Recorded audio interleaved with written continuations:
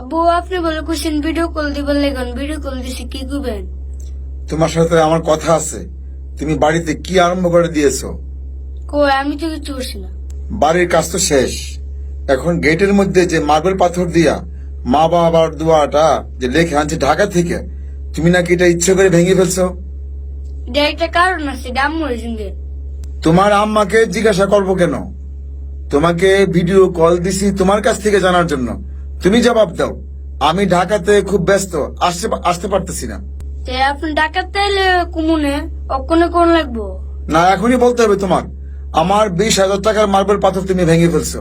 তাহলে আব্বু শুনেন, আপনি কোটি টাকা দিয়ে বাড়ি বানাইছেন, অনেক বড় একটা গেট বানাইছেন, এর ভিতরে লিখবেন যে মা বাবার দোয়া। আপনি নিজে মা বাবারে বাদ দিছেননি। তুমি কি আমার বাপ মাকে তুমি ফলো? আমি আপনার মা বাবারে ফালতাম কেড়ে? আমি তো ছোট মানুষ, আমি তো রুজি করি না। আমার যদি রুজি থাকতো আমি ঠিক ফাললাম হইলে। ফালতেছে তো আপনার ছোট ভাইতে না। অসুবিধা কি? আমি না পালে কিন্তু আমার ভাইগুলো তো পালতেছে। এই মা বাবার ঘর আপনি হইছেন না, আপনার ছোট ভাই থেকে হুদা হইছে। তুমি ছোট মানুষ, তুমি এত কিছু খোঁজ খবর রাখো কেন? তাই আমি কইতাম না, আমরা প্রতিবেশীরা আমরা সরম দে যে তোমার আব্বা কোটিপতি, তোমার আব্বা তোমার দাদা দাদিরে টাকা পয়সা দিয়ে না, তোমার দাদা দাদিরে তোমরা শাসাইতে পারলে আমরা শরম করে নাই শুনলে? কে কি বললো এইসব নিয়ে মাথা কামাইও না। আব্বু শুনেন, আপনি যে লাখ লাখ টাকা কামাইতেছেন, কার লেগে কামাইতেছেন? কার জন্য? দাদির লেগা।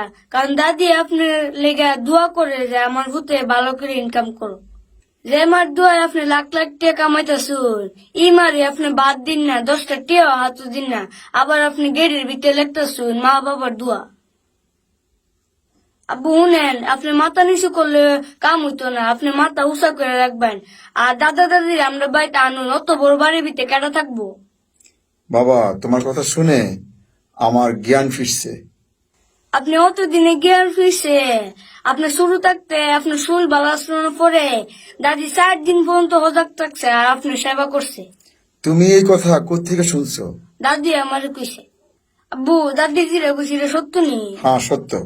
আমার একবার অসুখ হয়েছিল, তোমার দাদি সারাদিন আমাকে সেবা যত্ন করে আমাকে সুস্থ করে তুলছে। তাইলে আপনি কিভাবে এই মারে ভাত কাপড় না দিয়ে আপনার কাপড় সাপড় কিনতে হাঁটুন? বাবা, আমি এখন কি করতাম? তাই আপনি যখন অত বড় বাড়ি বানাইছেন, অলরেডি তো হাইলা থাকবো সারা রুম। আপনি দাদা দাদির বাইতে নেন, হ্যাঁ সারা জীবন আমরা এনে থাকবো। এরপর আপনি গেটের ভিতরে লেবেন মা বাবার দুয়াতে, মাইসে আর কিচ্ছু কইতো না। বাবা, তুমি ঠিক বলছো। আমি বাড়িতে আসি, প্রথমে তোমার দাদা দাদিকে বাড়িতে নিয়ে আসবো, তারপরে আমি গেটের মধ্যে বাবা মার দোয়া লাগাবো। মানে আপনি বাড়িতে আইবেন আর এই কাজটা করেন। আর আপনি কোন আগ করলে গেটের ভিতরে লাগাইতে গেছেন মা বাবার দোয়া? আপনি তো মা বাবার বাতই দিন না। বাবা রে, আমি এত কিছু বুঝছি না। অনেকে আছে বাপ মারে বাদ দে না, কিন্তু গেটের মধ্যে বাবা মার নাম লেখা রাখে, বাবা মার দোয়া লেখা রাখে। আমি এটা ভাবে আমি এটা লিখছি। কোন লোক কিতা করছে এটা দিকে আমরা মাথা কামায় লাভ নাই। আপনি আপনার বাবা, আপনার মাথা উঁচু করে রাখবেন। আপনার যে মাথা উঁচু তাই আমরাও মাথা উঁচু থাকবো। বাবা, আমি বুঝছি, তুমি আমাকে আর লজ্জা দিও না। এখন তুমি রাখো ফোনটা, রাতও হয়ে গেছে। আমার কিছু কোন লাগবো? বাবা, তুমি যে কথা আমাকে বুঝাইছো, আমার এখন আর সংসার জীবনের খেয়াল নাই। আগে বাবা মাকে আমার দেখতে হবে। আচ্ছা, আসসালামু আলাইকুম, রেখে দিই। ওয়ালাইকুম সালাম।